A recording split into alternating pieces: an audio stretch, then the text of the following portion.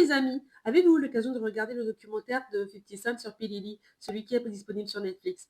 Bah moi, je l'ai regardé, en fait, ce qu'il en ressort, c'est que bah, on se rend compte en regardant ces images-là que tout ce que celui-là, monsieur Diddy et Sean Combs nous a vendu, en fait, c'est du fake. C'est pas du fake dans le sens où il n'a pas d'argent et qu'il n'est pas riche. Non, c'est pas ça. Il a vraiment de l'argent.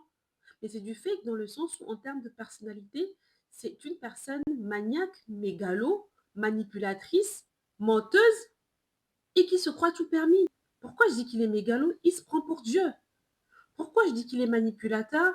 Ah bah, si vous regardez le documentaire, vous vous rendrez compte qu'il a manipulé plusieurs personnes toutes ces années, à commencer par Biggie, et qu'il y est pour quelque chose dans le bif qu'il y a eu entre la East Coast et la West Coast, entre LA et New York pendant toutes ces années, il y est pour quelque chose. Ce que vous devez savoir, c'est qu'il a toujours été jaloux de l'amitié entre Biggie et Tupac à l'époque, et qu'il a tout fait pour séparer cette amitié-là en alimentant le bif entre la East Coast et la West Coast. Il a toujours poussé Biggie a envoyé des diss tracks à l'encontre de Tupac qui lui aussi répondait en fait.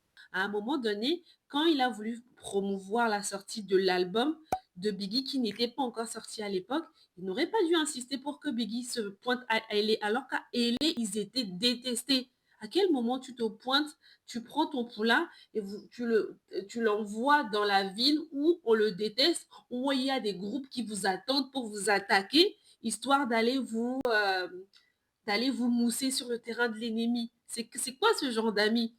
Et en plus, c'était pas un vrai ami. Et après que Biggie se fasse tuer, vous savez ce qu'il a fait? Il a fait payer ses propres funérailles à Biggie.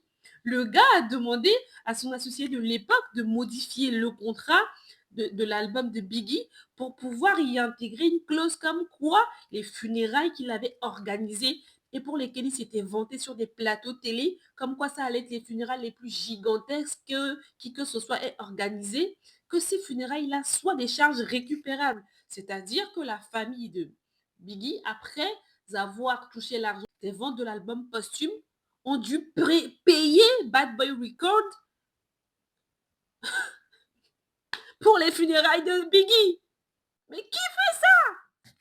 Oh, il se croit vraiment tout permis. Non mais c'est du jamais vu quoi. Et en plus, ça c'est le côté encore soft de l'histoire. Le mec en fait, pendant toutes ces années, il a agressé des femmes et jamais il s'en a inquiété. Et il a commencé ça très jeune. Hein.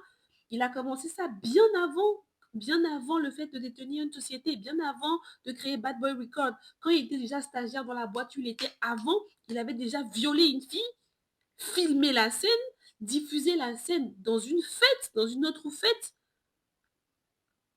Et quand la fille l'a confronté, il a osé dire: Non, je t'ai rien fait, je t'ai rien fait, hein, je t'ai rien fait. Non, non, je te promets, j'ai rien fait. et bien sûr, la fille, elle n'a pas porté plainte. Et du coup, il s'en est sorti indemne. Et après, il a recommencé sur plein d'autres filles.